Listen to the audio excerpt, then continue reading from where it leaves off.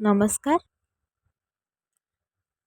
मो मानिनी आपन को स्वागत करछि आ एक नुआ वीडियो ए वीडियो रे मु किछि प्रश्न आपन को पचारिया को चाहूछि। प्रश्नटी हला आपन माने जानिथिबे जे भगवान विष्णु और माँ लक्ष्मी वैकुंठपुर रे रहंती किंतु पुरी श्री जगन्नाथ मंदिर रे आपन माने सुनिथिबे कोइली वैकुंठ जगाटी किंतु ना कोइली वैकुंठ कोन पई हेजे चलंतु ए वीडियो रे ए प्रश्नर उत्तर खोजि।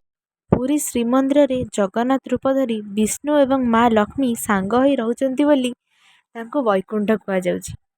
एही देउळ बेढ़ा भितरे गोटे बगीचा से नाना प्रकार फल और फूल बगीचा रही जहाँ को देखा लोक मन में बहुत उत्कंठा थाए। समय समय कोइली बगीचार डाकिले लक्ष्मी बड़ खुशी हुई गीत शुणती।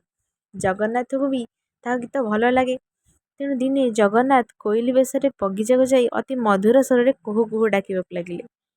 से गीत मुग्ध हो लक्ष्मी कोइली को निज पाखक डाकिले।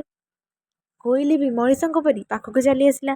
लक्ष्मी खुशी ता बेकर निजर मुक्तार हारटी पकईदे किंतु पकईदेवा लक्ष्मी देखिले जी सी तो कोइली नुहे सी तो स्वयं जगन्नाथ। से दिन ठू बगीचार नाटी कोइली वैकुंठ ना समस्त पाखे जनाशुना होती। प्रभु श्री जगन्नाथ से वैकुंठपुर ना को कोइली वैकुंठ ना नामित करथिले जो लक्ष्मी से जगह रहा बहुत पसंद करुले। इटा थिला किछि किछि कथा एमिति किछि कथा जानिबा पई देखुतांतु गल्पमाला चैनल लाइक करंतु शेयर करंतु एवं सब्सक्राइब करबा को जमा भूलिबेनी। वीडियोटी भल लागिले कमेंट करिवे।